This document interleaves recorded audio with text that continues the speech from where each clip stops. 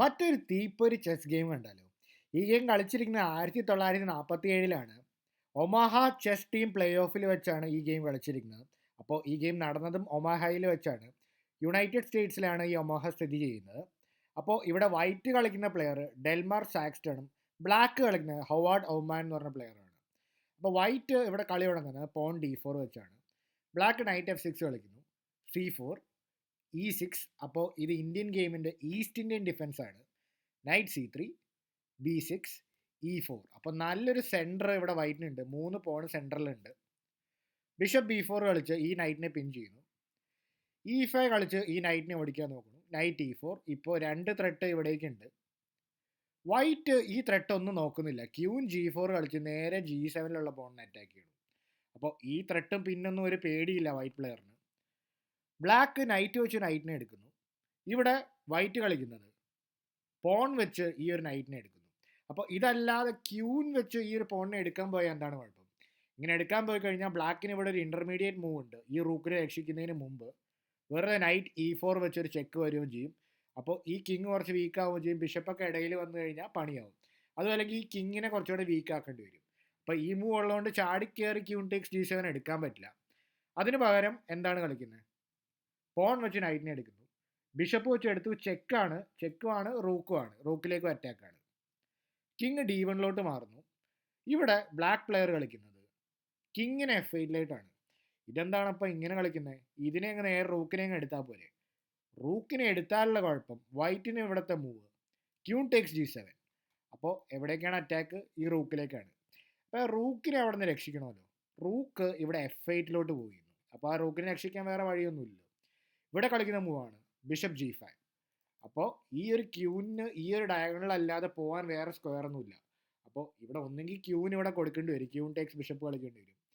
അതും അല്ലെങ്കിൽ ഒരു പക്ഷേ F6 കളിച്ചാലോ? F6 കളിച്ചാൽ ബിഷപ്പ് ടേക്സ് F6. ഇപ്പോൾ ക്യൂനിലേക്ക് അറ്റാക്കാണ്. ക്യൂവിന് പോകാൻ സ്ക്വയർ ഒന്നുമില്ല. ക്യൂവിനെ രക്ഷിക്കാൻ വേണ്ടി ഇനി റൂക്ക് ഇൻറ്റു ബിഷപ്പ് കളിച്ചു കഴിഞ്ഞാൽ പോൺ വെച്ചെടുക്കും. അപ്പോൾ ഇവിടുത്തെ ഒരു ത്രെട്ട് എന്താണ്? പോൺ ഈ സ്ക്വയർ കൺട്രോൾ ചെയ്യണം, ഈ സ്ക്വയർ ക്യൂവിനും കൺട്രോൾ ചെയ്യണം. അപ്പോൾ ഒരു ഇങ്ങനെ ക്യൂൻ ചെയ്തിട്ട് ചെക്ക്മേറ്റും ത്രെട്ടും ചെയ്യണം. അപ്പോൾ ഈ പൊസിഷൻ പ്രത്യേകിച്ച് പറയേണ്ട ആവശ്യമില്ല. എന്തായാലും ഇവിടെ വൈറ്റ് ജയിക്കുന്നതാണ്. അപ്പോൾ ഈ മൂവ് ഉള്ളത് കൊണ്ടാണ് അവിടെ നേരിട്ട് വന്നിട്ട് ആ റൂക്കിനെ എടുക്കാത്തത്. അതിന് പകരം ഇവിടെ കിങ്ങിനെ F8 കളിക്കുന്നത്. ഇനി എങ്ങനെയാണ് ഈ ഗെയിം ഒന്ന് ഫിനിഷ് ചെയ്യുക? റൂക്ക് B1 കളിക്കണം. കാരണം ഇപ്പോൾ ഈ റൂക്ക് ഇവിടെ നിന്ന് മാറിയില്ലെങ്കിൽ ഈ റൂക്ക് ഇവിടെ വെറുതെ നഷ്ടപ്പെടും. C5. അപ്പോൾ ഇത് ഒരു ചെറിയ മിസ്റ്റേക്കാണ്. എന്തുകൊണ്ടാണ് ഇത് മിസ്റ്റേക്ക് ആവണേന്ന് നമുക്ക് നോക്കാം. ഇവിടെ ഗെയിമിൽ നൈറ്റിനെ E2 വൈറ്റ് കളിക്കുന്നത്.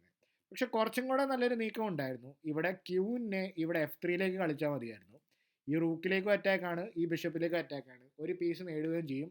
ഇവിടെ എന്തായാലും ഇവിടെ വൈറ്റ് വിന്നിങ് ആയിരിക്കും. പക്ഷെ ഗെയിമിൽ ആ ഒരു മൂവ് കളിക്കുന്നില്ല. അതിന് പകരം നൈറ്റിനെ E2 കളിച്ചിട്ട് ഈ ഒരു ബിഷപ്പിലേക്ക് അറ്റാക്ക് ചെയ്യുകയാണ്. ബിഷപ്പ് വെച്ച് പോണിനെ എടുക്കുന്നു, നൈറ്റ് വെച്ച് എടുക്കുന്നു. ഇവിടെ C വെച്ച് ഇതെടുക്കുന്നു. അപ്പോൾ ഇവിടെയാണ് ഇവിടെ C5 ഒരു മിസ്റ്റേക്ക് രീതിയിലേക്ക് പോകുന്നത്. ഇവിടെ ഒരു കിടിലൻ മൂവ് ഉണ്ട് ബ്ലാക്കിനല്ല, വൈറ്റിന്. ഇവിടെ ഇപ്പോൾ ബ്ലാക്ക് ഇവിടെ ഇങ്ങനെ ഒരു പോൺ വെട്ടി, ഇവിടെ പോൺ വെച്ച് ഈ ഒരു നൈറ്റിനെ വെട്ടി. അപ്പോൾ ഇവിടെ ആക്റ്റീവ് ആയത് കാര്യം കിങ് ഇവിടെ കുറച്ച് വീക്കാണെങ്കിലും ഈ ഒരു പീസ് ഈ ബിഷപ്പും ഒക്കെ പെട്ടെന്ന് ആക്റ്റീവ് ആവുന്ന പീസുകളാണ്. പ്രത്യേകിച്ച് ഈ ഒരു ബിഷപ്പ് A3 ചെക്ക് നല്ല സ്ട്രോങ് ആയിട്ടുള്ള ഒരു ഡയഗണൽ ഈ ബിഷപ്പ് കൺട്രോൾ ചെയ്യുന്നു. അപ്പോൾ D6 വന്നിട്ട് കാര്യമൊന്നുമില്ല, വെറുതെ ബിഷപ്പ് ഇൻറ്റു ആ ഒരു പോൺ എടുക്കും. അപ്പോൾ ഈ ചെക്കിനെതിരെ കളിക്കാൻ ഒരുപാട് മൂവൊന്നുമില്ല. ഇവിടെ കിങ് G8 കളിക്കുന്നത്. അപ്പോൾ നിങ്ങൾക്ക് ഉണ്ടാവാൻ സംശയം, ഇവിടെ കിങ് ഇവിടെ E8 കളിച്ചാൽ E8 കളിച്ചു കഴിഞ്ഞാൽ നേരത്തെ കണ്ട പോലെ തന്നെ ക്യൂൺ ടേക്സ് G7. ഇവിടെ ഈ റൂക്കിനെ രക്ഷിക്കാനുള്ള സ്ക്വയർ പോലും ഇല്ല. കാരണം എന്താണ്? ആ ബിഷപ്പ് അവിടെ ഉള്ളതുകൊണ്ട്. അപ്പോൾ അതുകൊണ്ട് തന്നെ ബിഷപ്പ് A3 ചെക്കിന് ശേഷം കിങ് ഇവിടെ G8 പോകുന്നു. ഇവിടെ വൈറ്റ് കളിക്കുന്നു റൂക്ക് B3. അപ്പോൾ ബ്ലാക്ക് ചിന്തിക്കുന്നു, ഓക്കെ ഇനി ഉദ്ദേശം എന്ന് പറഞ്ഞു കഴിഞ്ഞാൽ ഈ ഒരു റൂക്ക് G3 വെച്ചിട്ട് ഇങ്ങനെ ചെക്ക്മേറ്റ് ചെയ്യാം, ഇതൊക്കെയാണ് ഐഡിയ. അപ്പോൾ അതുകൊണ്ട് ബ്ലാക്ക് കളിക്കുന്നു നൈറ്റ് C6. അപ്പോൾ ഇതിൻ്റെ ഐഡിയ ഓക്കെ, ഇപ്പോൾ ഇങ്ങനെ ഒരു റൂക്ക് G3 ഒക്കെ വരുമ്പോൾ പതുക്കെ ആദ്യം ഈ പോണിനെ എടുത്തു കഴിഞ്ഞാൽ ക്യൂനിലേക്ക് അറ്റാക്ക് ആണല്ലോ എന്നുള്ള രീതിയിലേക്കാണ് കളിക്കാൻ നോക്കുന്നത്. പക്ഷെ ഇതൊരു വലിയ മിസ്റ്റേക്കാണ്. ഇവിടെ വൈറ്റിനൊരു ഇമ്മീഡിയറ്റ് വിന്നിങ് മൂവ് ഉണ്ട്. വീഡിയോ പോസ് ചെയ്തിട്ട് ആലോചിക്കാവുന്നതാണ്. ഒരു കിടിലൻ മൂവാണ്, ഒന്ന് കണ്ടു നോക്കിയാലോ. റൂക്ക് G3 എന്ന് പറഞ്ഞ മൂവ് കളിച്ച് സ്ലോ ആയിട്ട് കളിക്കുന്നതിന് വരും. ഇപ്പോൾ കണ്ടുപോലെ റൂക്ക് G3 ഇവിടെ നേരിട്ട് കളിച്ചു കഴിഞ്ഞാൽ സാധാ പോലെ ഇവിടെ വെറുതെ G6 കളിച്ചാൽ മതി, വേറെ പ്രശ്നമൊന്നുമില്ല. ഇത് മാത്രമല്ല അടുത്ത മൂലി ഈ പോണിനൊക്കെ എടുക്കാനുള്ള ത്രെട്ടുകളുണ്ട്. പക്ഷെ അതിന് പകരം കുറച്ചും കൂടെ ഫോഴ്സിങ് ഉള്ള മറ്റൊരു മൂവ്, ക്യൂൺ ടേക്സ് G6, ഇവിടെ G7 ചെക്ക്.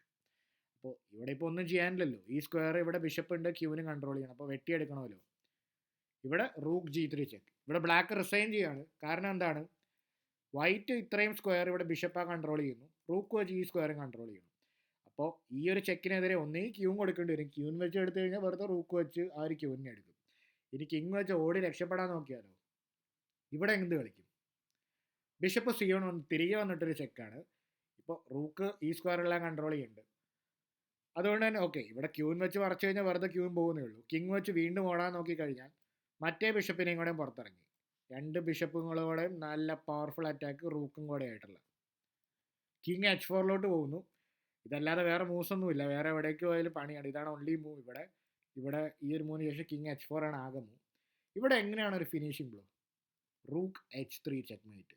റൂക്ക് ഈ ഒരു ഫയൽ കൺട്രോൾ ചെയ്യുന്നു, ബിഷപ്പ് ഇവിടെ കൺട്രോൾ ചെയ്യുന്നു, റൂക്ക് ഇവിടെ ഈ ഒരു ബിഷപ്പും ഇങ്ങനെ കൺട്രോൾ ചെയ്യുന്നു. അങ്ങനെ മനോഹരമായൊരു ചെക്ക്മേറ്റ്.